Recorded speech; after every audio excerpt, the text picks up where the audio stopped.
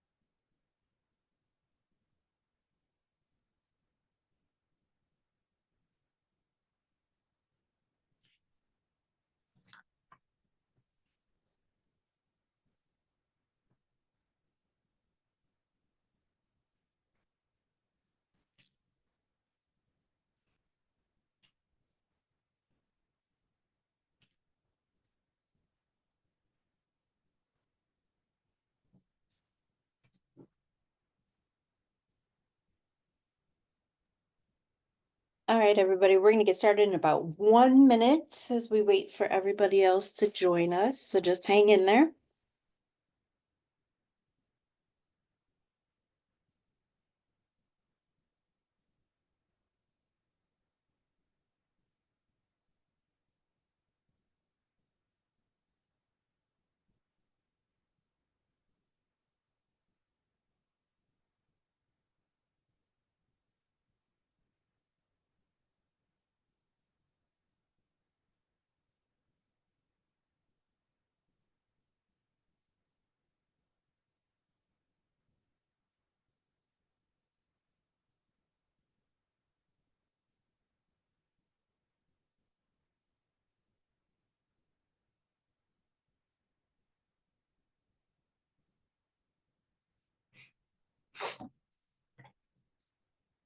All right, everybody, it's 10:30. Good morning. Welcome to our Business Plan 101 with SCORE Akron.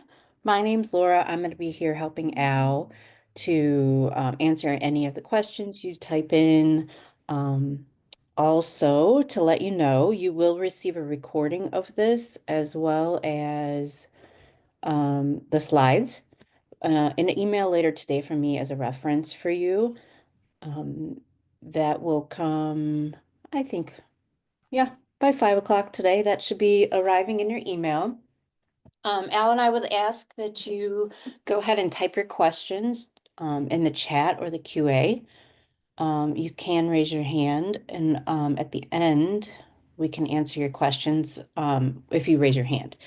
Al usually stops periodically to answer questions, so we like the interaction, so please feel free to type in anything. All right, Al, are you ready? I am ready. I am ready. Okay. It's a beautiful morning. It was snowing on me this morning. Not that anybody cares, but that's the local weather report. Uh, Crazy weather in northeastern Ohio. As Laura said, we encourage questions as we go along. So if you have questions, there's a good chance that somebody else has exactly the same question. So a good thing for you uh, to ask them. Okay, so we're going to talk about business planning this morning. The way we're going to do that is the first, I'm going to talk about SCORE, so you know who we are and what we do. And if you've heard this before, then sorry. If you haven't heard before, pay attention. Uh, so where do you start with the business plan? The business plan, and what do you do next? So nationally, SCORE is a resource partner of the SBA. We have about 10,000 volunteers like myself spread over 200 chapters. Uh, Locally, we have people that serve the 4-county area, 5-county area of Mahoning, Wayne, Summit, Portage, and Medina counties. So we're here to help anybody in that area or anybody outside of the area. We're here to help. We serve clients, all over the country. And since we started in 1965, we've helped over 55,000 individuals either start a business, improve a business, sell a business, or just decide that the business isn't for them and not start the business, which is equally important sometimes. Our mission is to foster vibrant small business communities. And what we want to do is make sure that every person, every business has the resources they need to be a thriving small business. So that's what we're here for. And I believe in small business. I think it's the most important engine for economic growth in the US. And I believe that because over 75% of new jobs, 3 out of 4 new jobs are created by small businesses. So we're an important growth engine for the economy. If you believe that jobs are what everybody needs, then small businesses provides those jobs. We do 2 things. We do one-on-one mentoring, advising, counseling, coaching, whatever term you like best. I like coaching because we will be your business coach. And as your business coach, we never, ever touch the ball. That's the player's job. That's your job. But we'll give you all kinds of ideas and plays to run and ways to be successful, and we'll help you every step of the way. And I say we will start with it being a twinkle in your eye to the time you make so much money you don't need us anymore, and anywhere in between. So that's how we help people in our service area and around the country through mentoring. We also doing what we do right now, which is workshops. We hold it at all times of day, and I think if you go to our website, you'll find the latest ones, the ones that are available. You can click on it and register. You're right there right now. So it's easy to do, and the workshops are easy for us to provide. So having said that, if you want a mentor, an advisor, you can go to akron.score.org, or you can call our phone number, 330-379-3163. And oh, by the way, you don't have to write that down because, as Laura said, you will get that in a handout at the end. Okay, so I'm thinking about a business. It's a twinkle in my eye. Maybe it's a little more than that. Maybe I've talked about it. Where do I start? Where do I begin with this? And you ask yourself, well, do I need a business? Is a business plan really important? Why do I have to do that? Well, if you're looking for financing from any form, bank or otherwise, you're going to need a business plan. It's a way that you can quietly think about your business. Put it on paper. It doesn't cost anything. And it's a lot cheaper than starting your business up and finding out it may or may not work. You can also decide, does it make sense? And if there are other stakeholders in it, other people lending you money or investors, it's a great way to communicate that to those stakeholders in the business. What is it? It's a roadmap. If I was going to drive to California in the old days from Ohio, I would never start out without having a roadmap, because I need to know where the roads are, where the mountain passes are, how do I get across the water, and so forth. So I would always have a map with me. And that's exactly what the business plan is. It's a map that lays out the aspects of your business.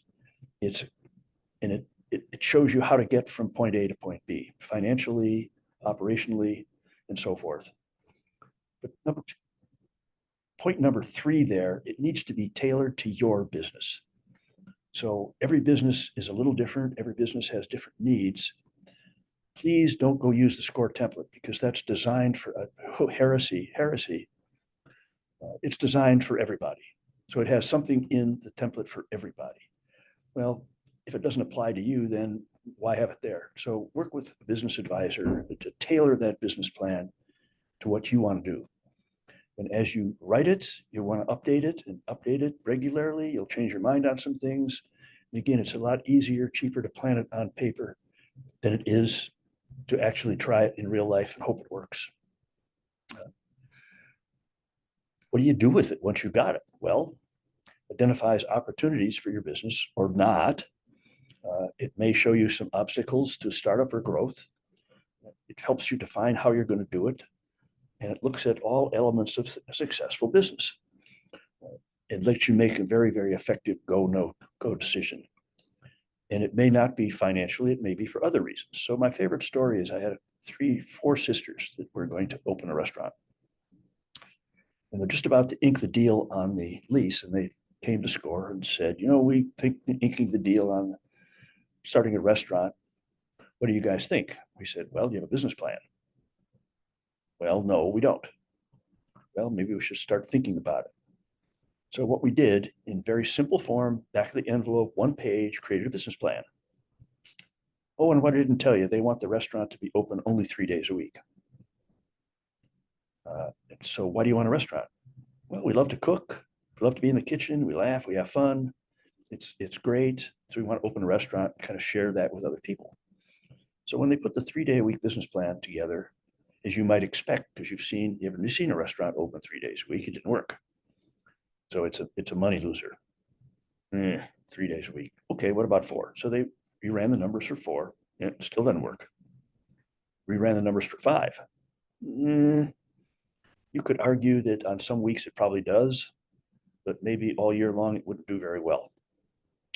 At 6 days a week, it's a thriving business.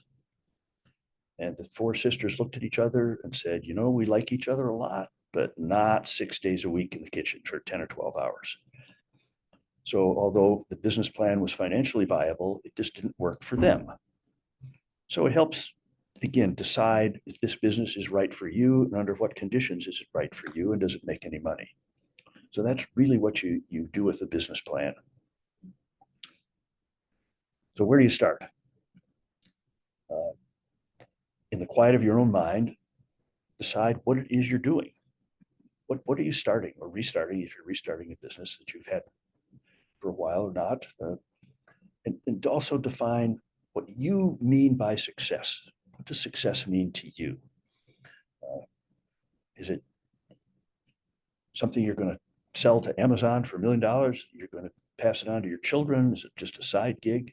Maybe help pay for college for your kids? What's the purpose for your business? So what is it? What are you trying to accomplish? And what does it look like 2, 3, 5 years out? Then do some research and please get an advisor, get somebody that can help you with it. And if you want to use SCORE, we love to help people with business plans.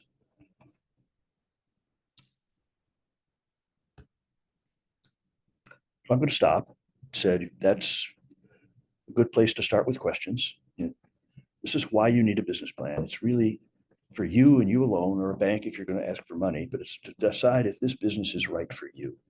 Is it something you can enjoy, something you can love, something you can make money at, something you can have fun with? And that business plan will help you kind of simulate that on paper before you actually spend any money.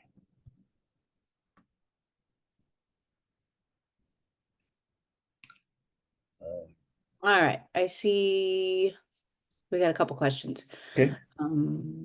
How long should a business plan be? Oh, somebody way back in the day asked Abraham Lincoln the question of how long should a man's legs be? And he said, long enough to reach the ground. So the answer to your question, without being too cute, is it depends on your business and what kind of detail you want.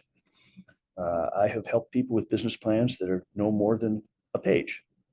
I've seen business plans that are 5 and 6 pages that have gone to a bank and been successful. I've seen business plans that are 8 or 9 or 10.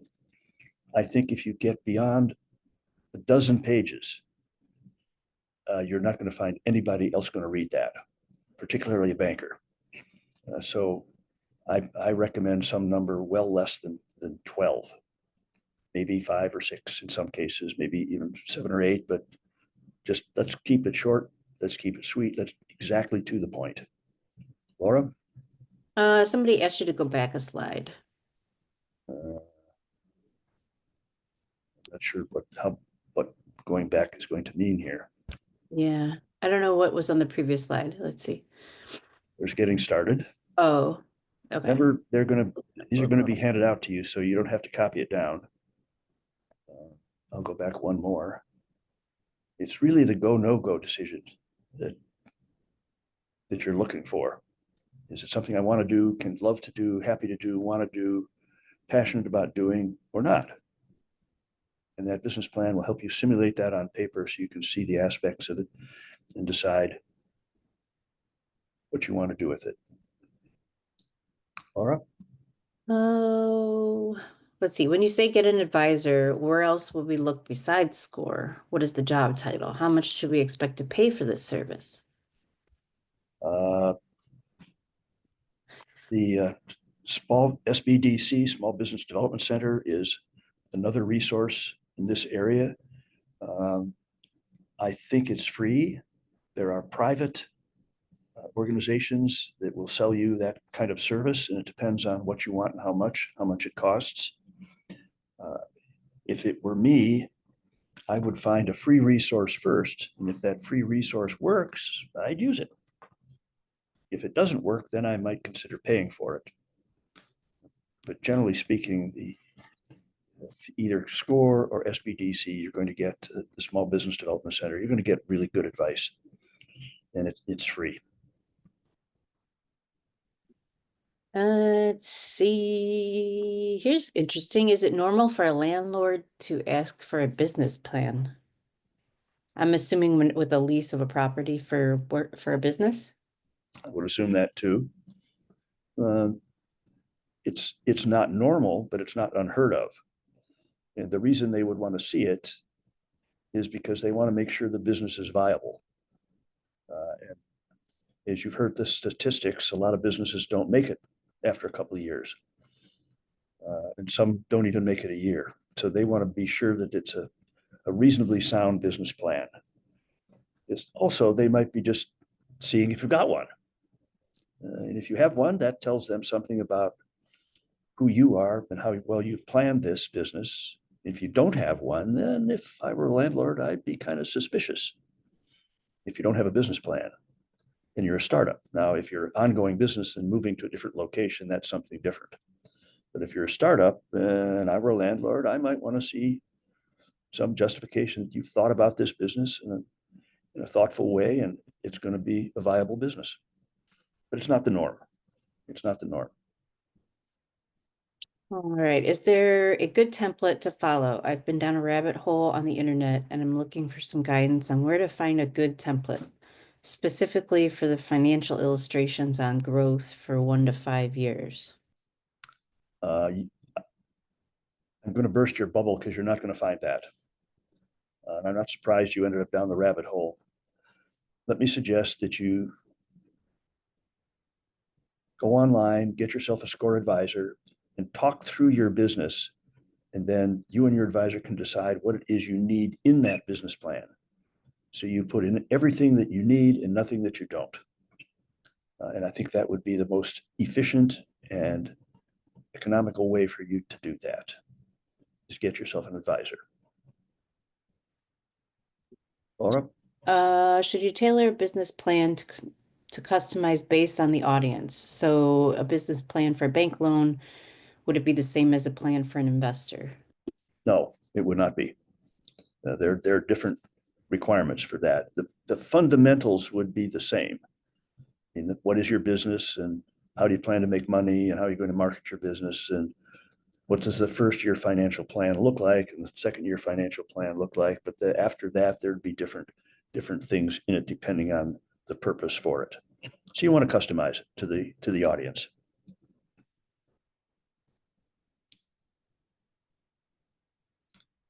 Any more questions? Oh, we can continue. Okay. All right. Let's talk about the business plan itself.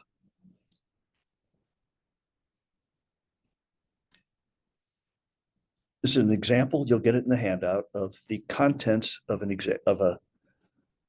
business plan.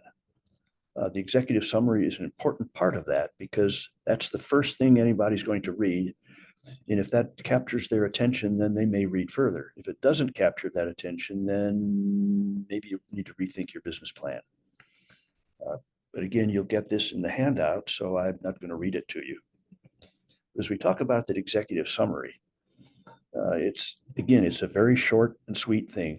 Page and a half at the outside, absolute outside. I believe the most effective summaries are 1 page. That requires a lot of thinking, a lot of planning, a lot of being very careful about what you put in, no fluff. But paragraph 1 should introduce your business concept. What's your purpose? What's your goals? Who are you going to sell to? Which is really important. Where's the money going to come from? And how are you going to repay that plan? And introduce your management team. Because I will tell you that a great business plan with poor management or poor leadership is a poor business plan. A good C plus business plan with absolutely great committed owners and managers is a great business plan. So introduce that team because they're really betting on you. Plan's only a plan. It's only as good as the people that are going to do it. So the banker will bet heavily on the team.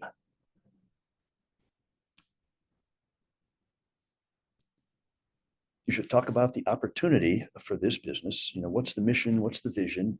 What's the business model? How's it going to work? And what are your goals and objectives?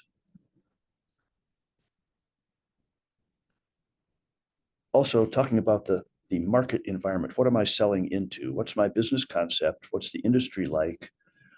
Who are my customers? What do they need? And what is unique about my business? What makes me different than other people? What will make me stand out in my business? So I'm not just another, whatever it is, another pop stand. I'm something special. I've got something unique.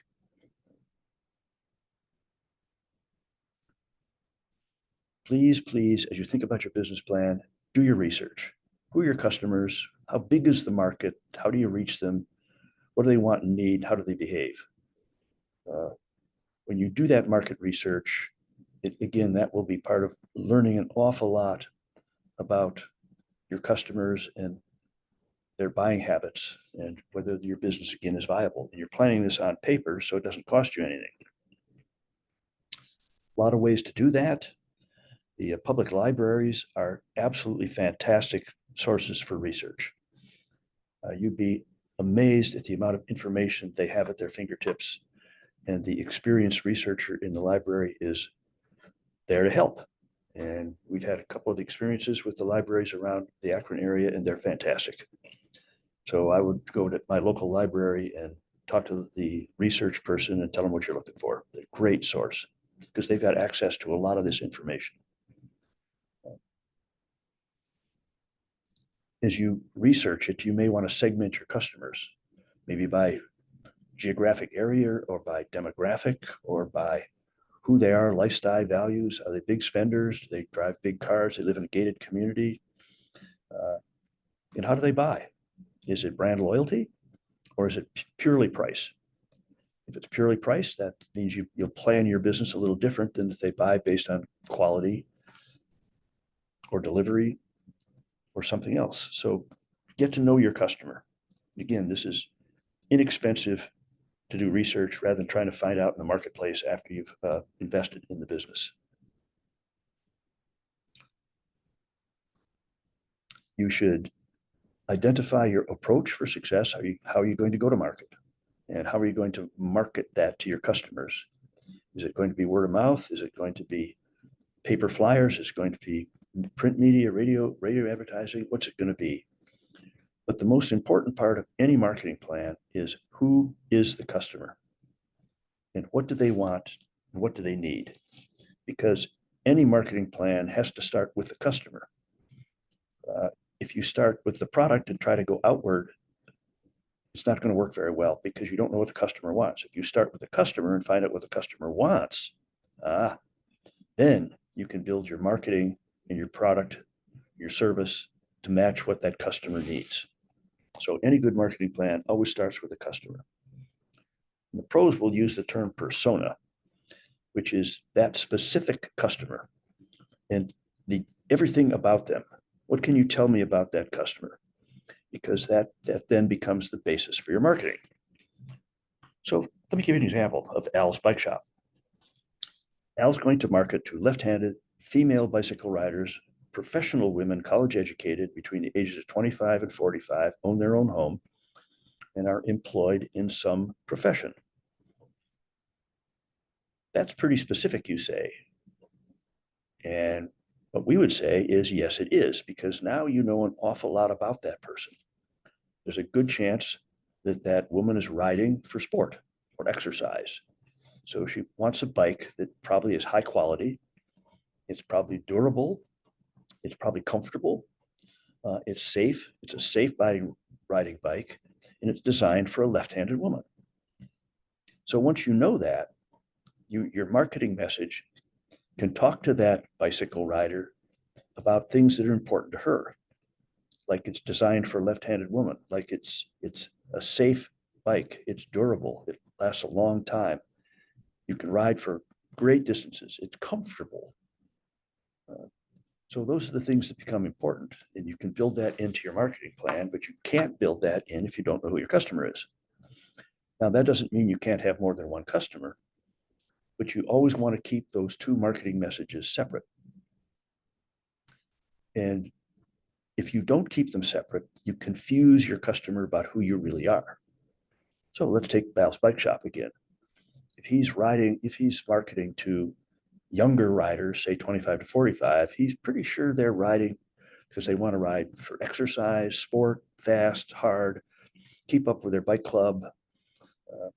But if they're marketing to an older woman, say a grandmother, she isn't going to race the bike.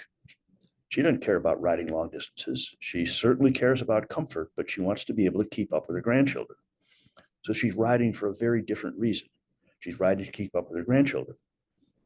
So that marketing message would be different than somebody that's riding for sport, which grandmother is not doing.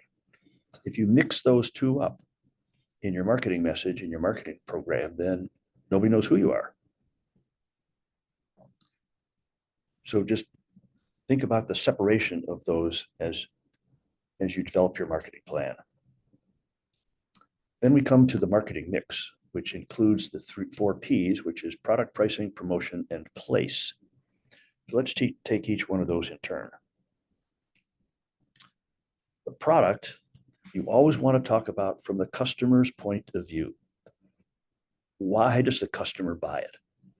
That's what you want to speak about, is why the customer buys it.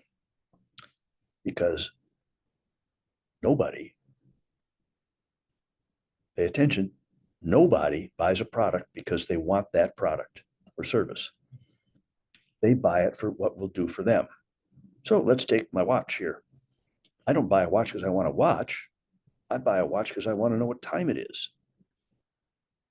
So always talk about in your marketing messages from the customer's point of view. Why do they buy that product? They don't care about the product yet until they understand that's what it's going to do for them.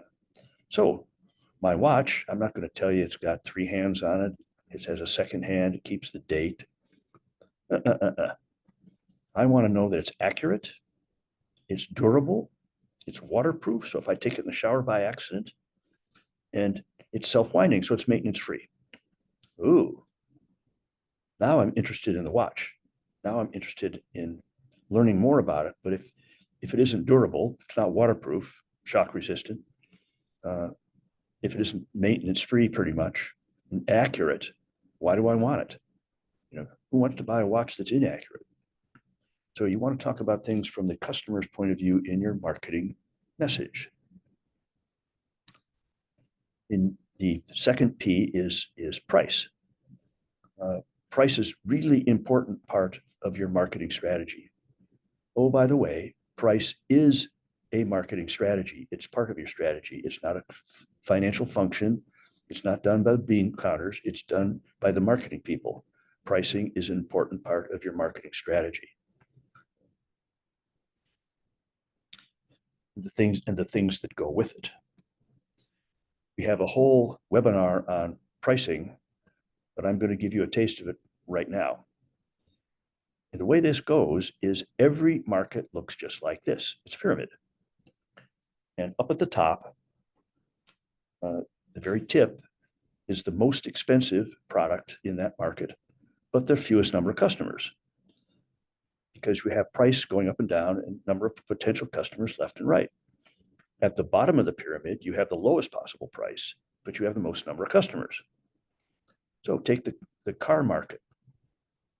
The bottom of that pyramid is the used car market because there are more used cars sold in the US than any other, all new cars combined. What's at the top? Well, you can tell me what's at the top. It's the luxury brands, it's the Lamborghinis, the Mercedes, the BMWs are at the top. Much, much fewer customers, but much, much higher price. So it's really important when you decide about your product and your service that you decide where in this pyramid you want to be so that the price and the value match what it is you're providing to the market. So how might that work? Let's take an example. Example is Ann and Bob. Ann and Bob are twins. They're born a couple of minutes apart. Ann's a little older, so she has a very different model than her brother Bob. Both are in the lawn care business. Now, Ann, she's at the top of the pyramid, and she calls it Ann's Concierge Lawn Care Service. Whoa, big word. And the service she provides is season long, manicures your lawn, trims it, pulls the weeds. If necessary, before a garden party, she'll water it, fertilize it so it looks green for your garden party. And just, it makes your lawn pristine. And if you care about that, Ann is for you. If you want Ann to cut your lawn while you're on vacation, nope, it's a season deal, all or nothing. So that's her business model. And she has customers. She has a lot fewer customers than Bob, but she makes exactly the same money as Bob. Oh, where's Bob? Well, Bob's down here at the bottom. He calls his business Bob's Cuts. What does he do? He cuts, period. You got grass on your driveway? Not his problem. You need your driveway edged or sidewalk edged? Not his problem. You got weeds? Not his problem. He just cuts them. That's all Bob does. And so his model is very different than Ann's. They both make about the same amount of money, but very, very different business models.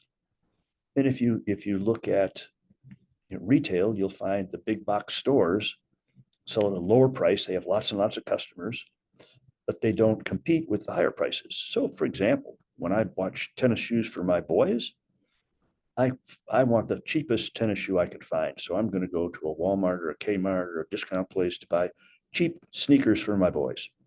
Why? I know for sure they're going to grow them in 6 or 8 months. And because they're boys, they're probably going to tear them up. But if they don't do that, in one boy's case, he loses one. How you lose one tennis shoe, I do not know, but he'd come home with one shoe. And where's the other one? I don't know, Dad. I don't know. So I buy the cheapest sneakers for them that I possibly can. But when I buy sneakers for me, I want cushioning, I want comfort, I want durability, because I'm going to keep them for 10 years because I don't outgrow them, I don't trash them, and I don't lose them. So very different business models depending on the kind of product or service that you're selling. So the question is, where do you want to be so you can match your price with that product or service? Because price is a strategic tool. You've got your message, your pricing, how do you promote it? Lots of different ways. Social media seems to be the rage today, but there's lots and lots of ways to go to market. But the way you go to market with your promotion base is on your demographic of your customer. Again, we started with the customer.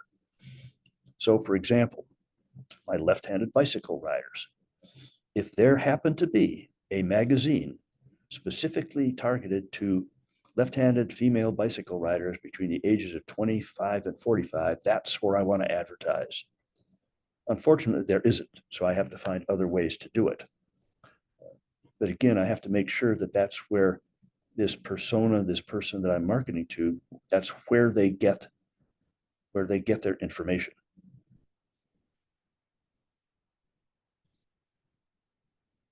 Place, how are people going to receive your product or service? Where's that going to be? Are they going to come to you? You're going to go to them? So I've got a client that teaches people in the gym, their personal trainers. I've got another one that'll come to their home. So again, the place becomes an important part of that mix. If you're going to have products that compete with Amazon, remember Amazon gets it overnight to your doorstep. I was up early this morning because the Amazon driver was at my house not once, but twice at 4:30 this morning, dropping packages off for my ever online shopper wife that I have. So they bring it right to your door. So you need to think about how you're going to do that. And a good way to talk through that, again, is with your SCORE advisor. And last is your plan. What's it going to look like? You're going to work out of your home, your garage, you're going to have a building. How are your customers going to come to you? You're going to cut hair in your kitchen. I mean, where are you going to be? And what requirements do you have? Make sure you check with the zoning people on what that might look like. So you've got all of those pieces of your marketing plan, you put them all together, and that's how you get your customers. As part of your operational plan, I would recommend that you think about the journey the customer has from the very first time they contact you, all through that contact to the time you follow up afterwards. So each point of contact in that journey, you wow the customer. We had a client who was an eye doctor. And from the time you walk in to the time you walked out with a pair of glasses on your nose, they knew how to wow you at each and every step of the way. For example, I'm sure you've all walked into a doctor's office and hear people sitting around the waiting room, and there's this big glass window there that you can't see through. It's closed. And the one doctor I go to, there's a big sign on the glasses, please don't knock on the glass. We'll get to you when we get to you. That's one part of the journey. That's an interesting start. I have one eye doctor that I go to, the office is wide open. The waiting room, demo area, glasses that they have to show are all in this big open area, and the reception desk is right in the middle. You walk in the front door, there's a good chance the receptionist behind the desk will stand up, walk over and greet you. Hello, Mr. Al. Understand you're here for your 10:30 appointment with Dr. Whoever. Whoa, who does that? How did she know my name? Well, she knows that I've got an appointment at 10:30. And she's also seen me before. And because the only other people on 10:30 schedule have to be women, she's pretty sure it's me. But boy, does that make you feel different than you walk into the waiting room and the glass door is closed and says, please don't knock. So think about in your operational plan, if you have customer contacts, how to wow them at every step of the journey. You also want to think about the legal environment in your plan. Do you need licensing, bonding, permits, sales tax, insurance? What are the things you need to have? So you want to make sure that in your plan, you've thought those through. And each one of those costs money. So again, that's part of your financial plan. So you're building this plan on paper to see if it makes sense to you or not. If you're going to have supplies and suppliers and inventory, you need to think about that. How much do you need? Where's it going to come from? How are you going to store it? Does it have a shelf life? So again, all those things you can discuss with your advisor. And also, we SCORE recommend that you have a very informal personal advisory board, not paid, but for example, you might have an attorney whose phone number you have on your phone. So if you needed legal advice, you can call them. Same way with an accountant or an insurance agent or mentors or bankers, that they're people you can call if you've got a question about something. So for example, if you're going to put the business in your home and you wonder if your homeowners or renters insurance is going to cover that, it'd be nice to be able to call your insurance person and said, hey, here's what I'm doing. Do I need something special for that? Rather than trying to take a guess at it, hope you're right. Financial plan, financial statements. We have a whole webinar on that. So I would recommend that you do that rather than have me try to make you a financial expert today. But you do, if you're going to run a business, you must understand the numbers, not create the numbers, but understand what they're telling you. And there's several specific financial tools that will help you immensely as a small business owner. So you need to get to know them. P&L is one, and your cash flow is another one. So the principle of any great financial plan for a startup is looks like this. So you put the numbers on paper, but it should look something like this. first thing you start with is upfront investment. So if you think about the left-hand axis being your bank account, when you have upfront investment, the first thing you do is take some money out of your bank to make whatever those improvements are, whether it's signs or whether it's a website or whatever it may be, you take money out of your bank account. Then you have some fixed costs. So if you've got a website, you've got web hosting costs, you may have insurance costs. There may be other costs that you have that you pay month after month, whether you have any business or not. Okay, so now that's another drain on your bank account. So then you start to have sales, but again, you may not have sales day one. It may not be day two. It may not be day five. So thinking out in the future, at some point you're going to have sales. And with you have sales, then you have some profit because you hopefully will sell your product or service for more than you pay for it. So that profit, the difference between that profit then goes to pay off the fixed costs month after month. It gets also pay down the front end costs. So what happens to your bank account when you put this all together? All right.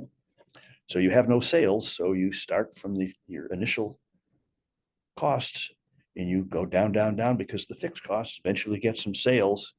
Eventually gets a profit and it comes up on the right-hand side and you come back. Eventually you get all your money back in your checking account or your bank account. That's what your plan should look like. So you say, how much should I borrow? How much money do I need to start my business? Well, it's down at the bottom of the curve, bottom of the valley there. And you should never have just that amount because if your forecast is not quite right, you might need a little more. So therefore, that's what you want to have. So at break even is the point where your fixed costs are equal to your profit. That's where you pay all the money back before you start putting any money back in the bank or into your pocket. That's the picture you want to be able to draw with your startup financial plan. And when you think about that startup, please talk to other people about it because the biggest mistake people make is not misestimating things, it's leaving things out, just completely forgetting that something needs to be in that financial plan. Okay. I am going to stop, take a breather here, see if we have some questions before I go on to cash. You have some questions, Laura? Okay. Okay. I don't know if you have the answer to this, Al. I'm beginning a small outdoor diner cart business of Puerto Rican food to build capital to purchase a food cart. Do I need a business plan for the health department at startup? You do not need a business plan for the health department, but you should have it to make sure that you can afford to do that. So no, not for the health department. Next. If I only have myself and a partner, how do I break down the management? Like, what are all the different management positions? Well, if there's just two of you, in my business plan, I would just talk about our credentials, our capabilities of running the business, and you're going to split the work 50-50, whatever that may be. And again, you could split it Mr. Inside, Mr. Outside. You could split it marketing versus operations. There's a lot of ways you could split it, but I would talk to an advisor to make sure you've got it right. But the credentials that you have and experience in the business is what the bank is really looking for. And the more people you have, the more credentials you have. Okay.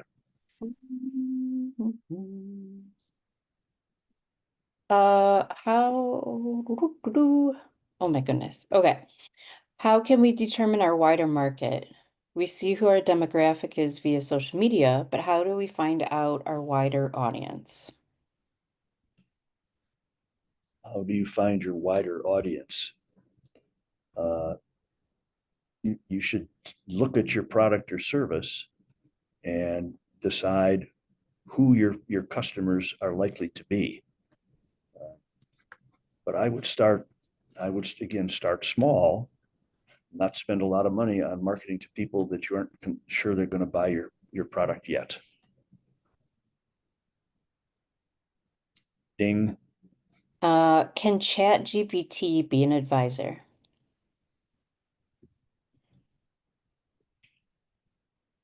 Yes, but it's not infallible. And I think anybody that has used any AI will say it's good, but not great.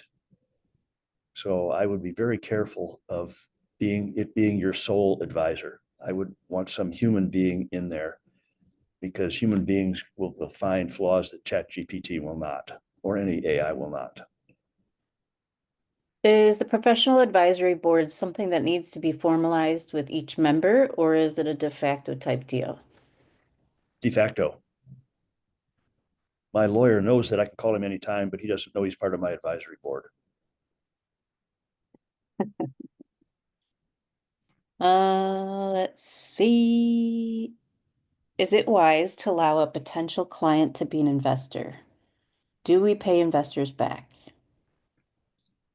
And the answer to investors paid back, the answer is investors expect to be paid back. And as part of the business plan, they would want to see exactly how they're going to be paid back and how much they're going to be paid back. So the answer is yes. To the first question, should clients be investors?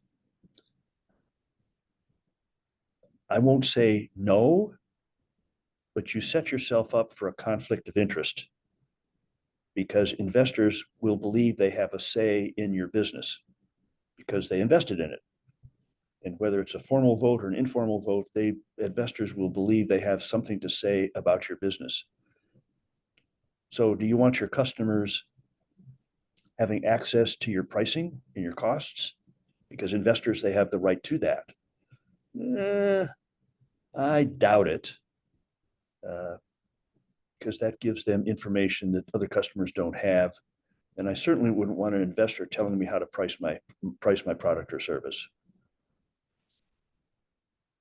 If I have a cottage law business selling dessert, at what point do I need a business plan?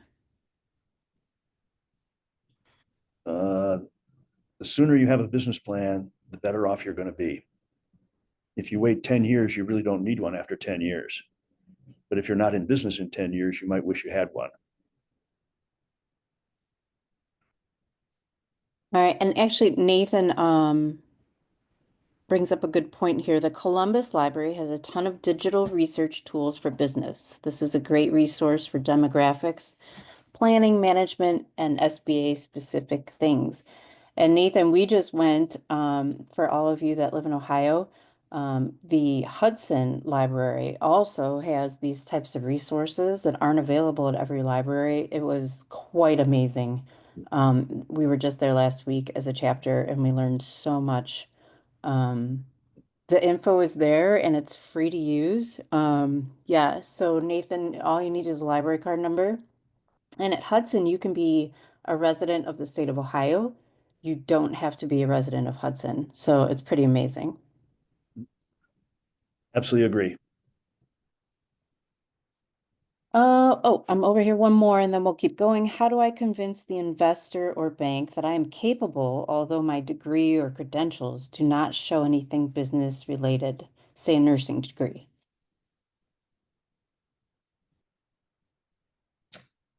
Uh, Good luck. If you don't have any experience, I think that for me would be a non-starter. Um, if you're going to borrow money or have me invest in your business and you have no experience running that kind of business, I'd be very skeptical. And then I might be tempted to be more intrusive in your business than you want me to be. So I would be very careful of that. Uh, Having said that, uh, you might want to talk through that in more detail with a score advisor. We have one last question come in, sneak in under the wire. It did, yeah. Where is a good place to find a small business attorney? Uh, the bar association in your local area. If you're in Cleveland, Cleveland has a bar association. They're very, very willing to help you. The same is true of Akron, has a bar association. The Bar Association phone number is easy to find. I've used both of them on several occasions. They're very, very helpful. What they will do is give you a list of lawyers that meet your criteria. And then it's up to you to kind of pick the one that you seem to like the best. I'm a big fan of talking to 3 or 4 or 5 and finding the one, they all went to law school, so they all know the law, but they understand me and what I'm trying to do. And the one that does is the one I choose. And that's how I pick mine. He understands what I'm trying to do with my business. And we work together. And it saves a lot of time because he actually understands the business. He's been out to see it. So I prefer that approach. The answer to your question is the Bar Association is the place to go. Get another one sneak in? Just somebody suggested to try a Chamber of Commerce for small business lawyers. They may have lawyers as part of that, so that'd be another good source, but I like the bar because you cast a broader net. Okay. All right, we're all caught up. Okay, let's talk about cash. In a small business, cash is king. Without cash, you're out of business. So cash is really important. And every business that I've seen that's gone out of business is because it ran out of money.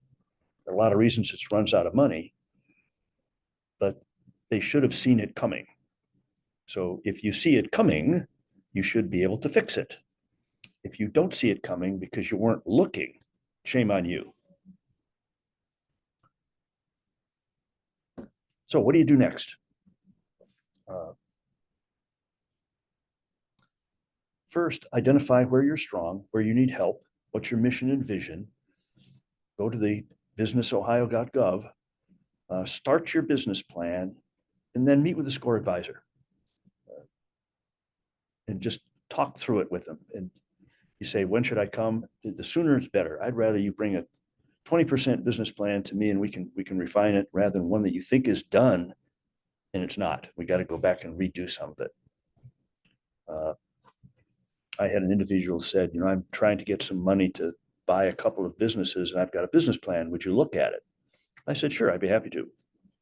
I said, what are you going to do with it? He said, well, I'm going to go to the bank with this business plan and see if I can borrow some money. I said, okay, send it over. So he sends it over. I download it. I open it up. And it says page 1 of 120. And I closed the business plan. I didn't even read it. I said, nobody is going to read 120 pages. Absolutely nobody. So we went back to the drawing board and start over. So he had put a lot of time, energy, and money into a business plan that nobody's going to read. I mean, I can tell you that I know a lot of bankers, and some of them struggle to read a 20-page document. I mean, it's got to be a really good one, or they're not going to read 20 pages. So that's how you get started. We always thank our sponsors because we got a lot of people that help us out to keep our office running and our internet running and our phones running and so forth. So we thank our sponsors. And now let's open it up for final questions. If you have final questions, please stay on. If you don't have any questions and don't want to stay, you're free to go. Class dismissed. All right, go ahead, type in any questions you might have. Let me see. My screen's moving here, so let's see.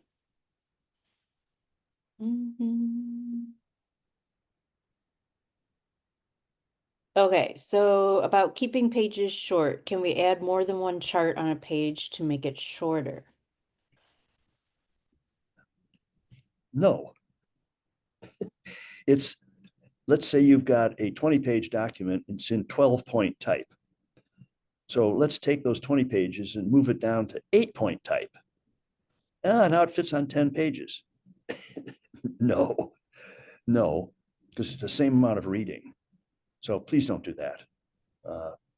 It's got to be simple. It's got to move along. And just because you've used smaller type and stayed within the 10 pages doesn't mean it's going to be read. Oh, and by the way, when you go to a bank, the business plan is a marketing document. It's a sales document. It's a sales tool. So make sure you treat it as a sales tool. Okay. Um, what are some things that stood out to you, um, uh, bad components of a business plan? Mission and vision are important. The credentials of the principals is important. The financial plan is important. Sometimes the competition is interesting, but I don't find that very exciting because if you're not different than your competition, uh, you're probably in trouble.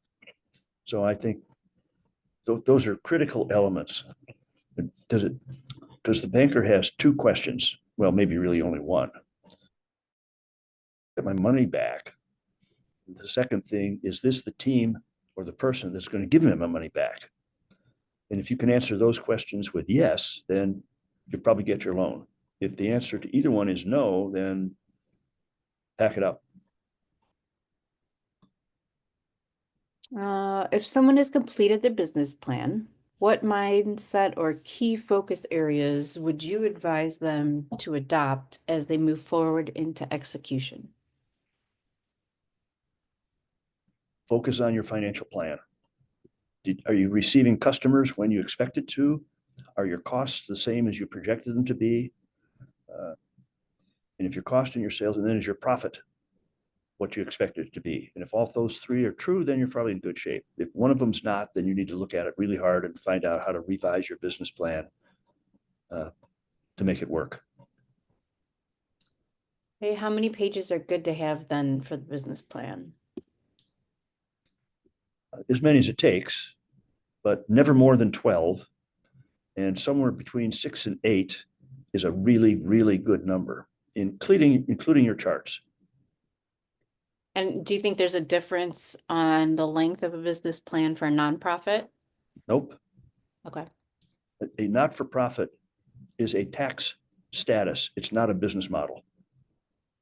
So a not-for-profit business should run operationally, profit-wise, exactly like a for-profit business should. Marketing the same way. It should run exactly like a for-profit.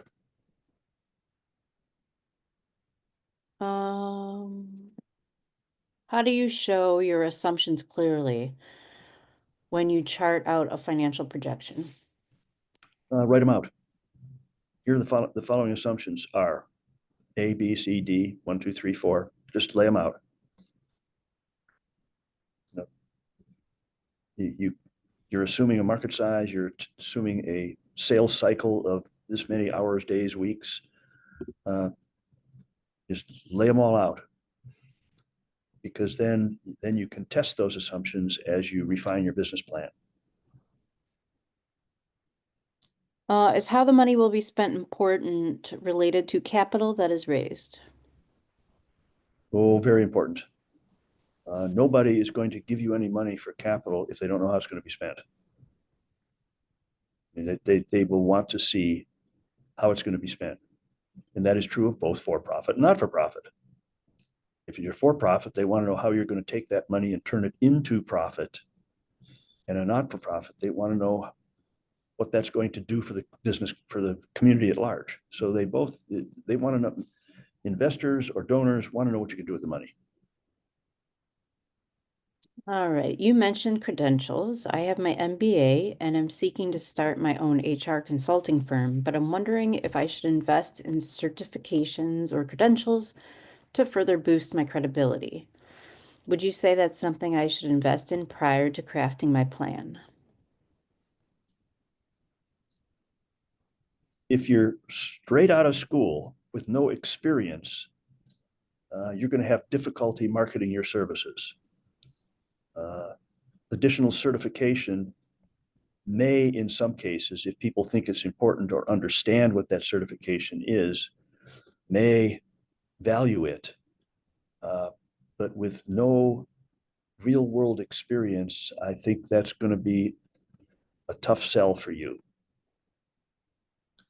You might want to go work in HR for a couple of years and then bust out on your own. just a thought.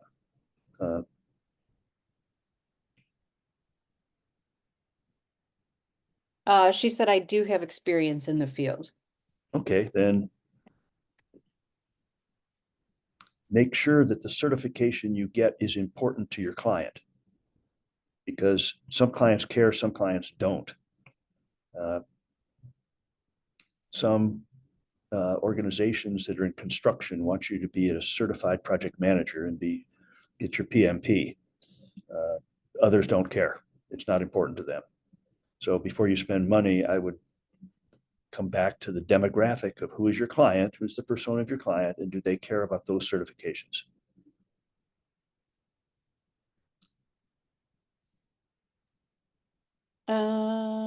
Is the business plan always needed for any business, regardless of the type of business or startup? Is it absolutely required? No. Is it a really, really, really good idea? The answer is yes. All right, I think we are all caught up. Okay. Let's thank everybody. Laura will send you the slides and the recording, and come to our akron.score.org and find other webinars you may be interested in. Or you can go right to our headquarters, which is score.org. And you can find everything you need there, and all kinds of resources, all kinds of offline webinars and recordings that you can use. So everyone, you have a wonderful day, have a wonderful week.